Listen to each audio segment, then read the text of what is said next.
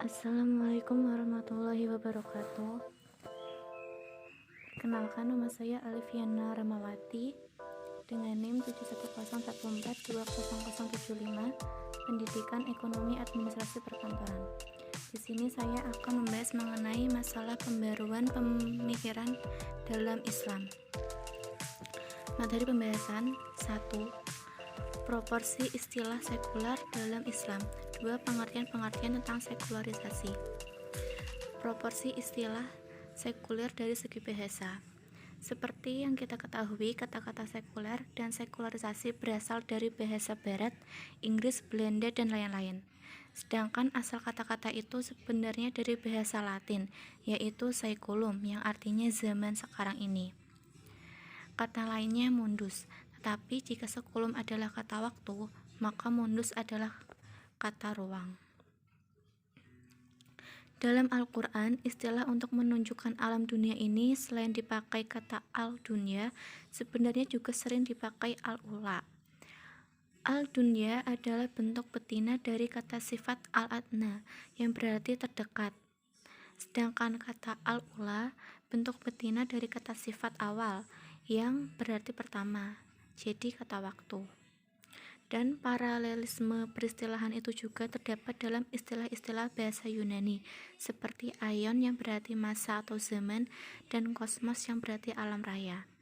Maka benar jika kita mengatakan bahwa manusia adalah makhluk duniawi untuk menunjukkan bahwa dia hidup di alam dunia sekarang ini dan belum mati atau berpindah ke dalam alam baka.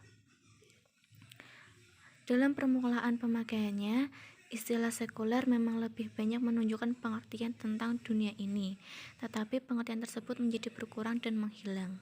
Sedangkan dalam Islam, hampir setiap muslim dapat menerangkan bahwa konsep tentang dunia sebagai tempat hidup yang bernilai rendah dan hina bukan saja tidak dikenal, melainkan bertentangan dengan ajaran sebenarnya kitab suci. Pengertian-pengertian tentang sekuler. Pengertian pertama tentang sekularisasi ialah bahwa ia adalah proses, yaitu proses penduniawian. Sekularisasi ialah pengakuan wewenang ilmu pengetahuan dan penerapannya dalam membina kehidupan duniawi. Sedangkan sekularisme adalah suatu paham, yaitu paham keduniawian. Harvey Cook menerangkan mengenai perbedaan sekularisasi dan sekularisme. Sekularisasi sebagai istilah deskriptif mempunyai arti yang luas dan mencakup. Ia muncul dalam samaran-samaran yang berbeda-beda. Namun dimanapun ia timbul, ia harus dibedakan dari sekularisme. Sekularisasi menunjukkan adanya proses sejarah hampir pasti tak mungkin diputar kembali.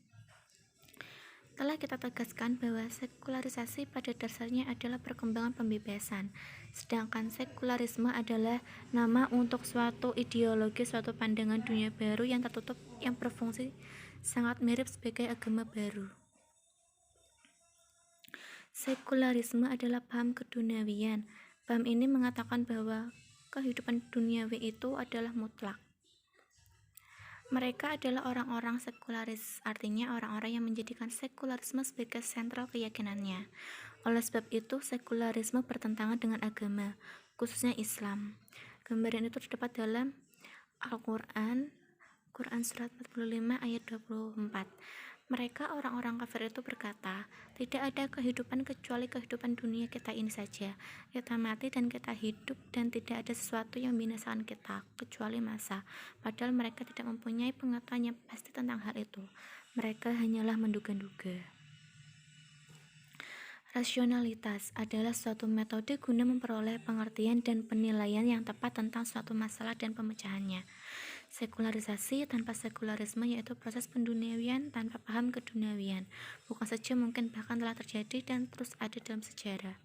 Suatu firman Tuhan yang terdapat dalam Quran Surat 38 ayat 77 menegaskan bahwa dan carilah dalam anugerah Tuhan kepada kamu itu kebahagiaan akhirat, namun janganlah kamu melupakan nasibmu di dunia dan perbuatan kebaikan, dan janganlah kamu membuat kerusakan di bumi ini. Sesungguhnya Tuhan tidak suka kaum perusak. Kesimpulan, sekularisasi adalah pengakuan tentang hak kehidupan di dunia, sedangkan sekularisme merupakan paham keduniawian yang beranggapan bahwa kehidupan di dunia adalah mutlak, tidak ada lagi kehidupan setelahnya. Paham ini pun bertentangan dengan agama Islam, sesuai yang terdapat dalam firman Allah Subhanahu wa Ta'ala. Terima kasih atas perhatiannya. Bila ada salah, mohon maaf. Wassalamualaikum warahmatullahi wabarakatuh.